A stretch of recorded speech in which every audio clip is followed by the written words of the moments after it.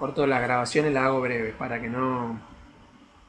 ¿Está? Es como, por eso el ejemplo que él pone, creo que Dante inclusive lo pone, es el ejemplo del cuento de Borges de Funes el Memorioso. No tendría sentido contar la historia a partir de reproducir de manera mnemotécnica todo lo que yo hice durante el día. Eso no es una historia en el sentido de que nosotros le damos la palabra historia. En todo caso es una descripción del pasado. Pero ¿cuál es la constitución de sentido que articula la propia historia? Esa es la pregunta que se hace Danton. Además, él solamente, digamos, el propio historiador se autolimita a los acontecimientos pasados y excluye sus vínculos con el futuro. Eso también tiene un montón de problemas porque desde el punto de vista de la acción, uno, es lo que vimos en la unidad 1, hay expectativas de futuro. Entonces ahí hay otro problema, digamos, ¿no? Como que un poco Danto quiere tratar de salvar, por medio de su argumentación, digamos, de la oración narrativa, etcétera, pero que nosotros sabemos que sigue existiendo, porque la acción humana está articulada en relación a una perspectiva de futuro. Entonces ahí hay un punto problemático. ¿Qué no aparece en la crónica ideal?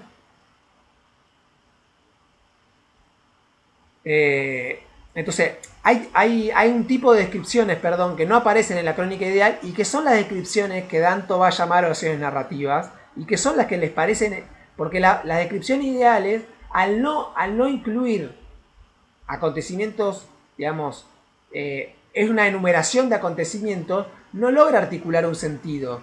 En cambio, lo que va a decir Danto de las oraciones narrativas es que conectan dos acontecimientos pasados para quien los describe, pero al mismo tiempo separados entre ellos. Entonces, por medio de eso, es decir, las oraciones narrativas se refieren a dos acontecimientos temporalmente separados. Danto va a usar un lenguaje analítico abstracto, va a decir A1 y A2, supongamos, y solo describen el primero de ellos. ¿Está?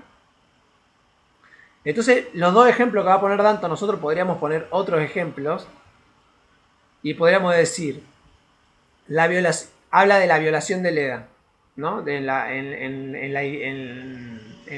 la Iliada.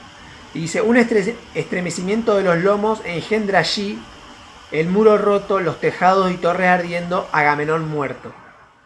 ¿Qué significa esto? Que Hegesto, amante de la hija de Leda, Clitemnestra, esposa de Agamenón, le da muerte a este al volver a Troya. Entonces, ¿por qué? Porque fíjense, o sea, lo que está diciendo es un acontecimiento muy en el pasado en el tiempo, ¿ah? Que es el engendramiento de la hija de Leda por medio de una violación, ¿ah? Que es lo que cuenta o sea, a Leda la viola un cisne que representa a un dios, entonces produce a la hija de Leda, que tiene este nombre imposible de pronunciar, que es Clitemnestra, que es la que va a tener un amante, se llama Hegesto, ¿no? Que es el que le da muerte a Agamenón. Entonces, fíjense cómo un acontecimiento del pasado, ¿no? Va a producir después la muerte de Agamenón. O sea, conecta dos acontecimientos que no están relacionados en el tiempo. Uno podría decir, bueno, es como decir, bueno, nació, es como que yo diga, voy a decir un ejemplo brutal, es como que yo diga, no sé, el día que nació Hitler, yo diga, nació el más grande genocida del siglo XX. Solamente quien haya podido ver toda la biografía de Hitler podría hacer esa afirmación. Nadie podría haber hecho la afirmación de que el día que nació Hitler, nacía un genocida. Nadie la podría haber hecho el mismo día del nacimiento de Hitler. Tendría que haber esperado hasta la muerte de Hitler, o por lo menos hasta la consumación de Hitler como genocida, para poder hacer esa afirmación. ¿No? Supongamos igual que sea el genocida más grande del siglo XX y no haya otros, digamos. ¿Correcto? ¿Se entiende, ¿Se entiende cómo funciona el argumento? Para poner un ejemplo un poco más simple que el de la Ilíada. Es decir, solamente puede hacer una afirmación de ese tipo. Es más, ni siquiera puede hacer una afirmación el día que se murió Hitler. Esa afirmación solamente se podía hacer a partir del 1 de enero de 2020. O un tiempo anterior, 1995 o 1999, sabiendo que en un año no se iba a producir un genocidio de la misma magnitud, pero igual de todos modos sería un pronóstico difícil de comprobar. Estrictamente hablando, solamente esa afirmación se podría haber hecho el 1 de enero del año 2000. Porque ya se hubiera cumplido, ya hubiera terminado el siglo XX en el sentido cronológico. Entonces solamente el 1 de enero del año 2000 alguien podría haber dicho que el día del nacimiento de Hitler iban a ser el genocidio más grande del siglo XX. Solamente alguien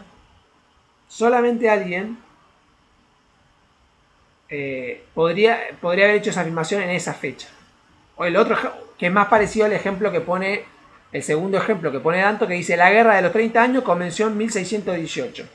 O sea, solamente alguien que haya visto concluir la guerra de los 30 años, solamente alguien que haya visto concluir esa guerra puede hacer esa afirmación. Lo mismo que yo podría decir: la guerra de Malvinas fue el acontecimiento que inició el fin de la dictadura militar argentina. Solamente alguien que haya visto el fin de la dictadura militar argentina podría haber dicho eso. Nadie podría haber dicho eso el 2 de abril de 1982. ¿Correcto? Porque nadie primero sabía el resultado de la guerra de Malvinas y mucho menos podía prever de manera directa, sin saber el resultado, que ese resultado iba a desencadenar un movimiento de oposición a la dictadura. E inclusive si alguien hubiera visto el resultado de la guerra y el movimiento de oposición a la dictadura, nadie podría haber dicho con certeza de que ese movimiento de oposición iba a terminar efectivamente con la decadencia de la dictadura. El caso de Chile podría ser un contraejemplo. Es decir, Chile inició la dictadura en el 73, pero la siguió hasta el 89. Lo mismo que la dictadura de Salazar en Portugal, o de la Stroessner en Paraguay. O sea, hubo dictaduras en Latinoamérica que fueron mucho más extensas que la dictadura argentina. Entonces, también podría haber sido el caso de que Argentina, producto inclusive de resultados X, no sé, la represión masiva o un crecimiento económico posterior a la guerra, e inclusive que la derrota hubiera sido aún mayor y eso hubiera determinado otro tipo de situaciones, desencadenado otro tipo de, etcétera. La guerra no podría necesariamente, solamente a la caída de la dictadura podría hacer esa afirmación. O yo podría hacer una afirmación de tal como el 24 de marzo de 1976 empezó la dictadura más sangrienta de la historia argentina. De hecho, esa afirmación tampoco todavía estrictamente, si yo tomo historia argentina en el sentido de historia pasada, sí es cierta. Porque hasta el día de hoy no ha habido una dictadura tan sangrienta como la dictadura. Si yo tomo historia en el sentido de la totalidad de la historia argentina del futuro, no tengo certeza de que no vaya a haber una dictadura aún más sangrienta que la dictadura. Pero podría decir, el 24 de marzo de 1976 inició la dictadura más sangrienta de la historia argentina del siglo XX. Esa afirmación solamente tenía dos condiciones. Uno, que haya terminado el siglo XX, y dos, que haya concluido la dictadura argentina. ¿Bien? ¿Se entiende hasta acá lo que voy diciendo o no se entiende nada? Porque esta parte es como muy importante. Sí, yo creo que se entiende bien. ¿Sí? Vamos bien.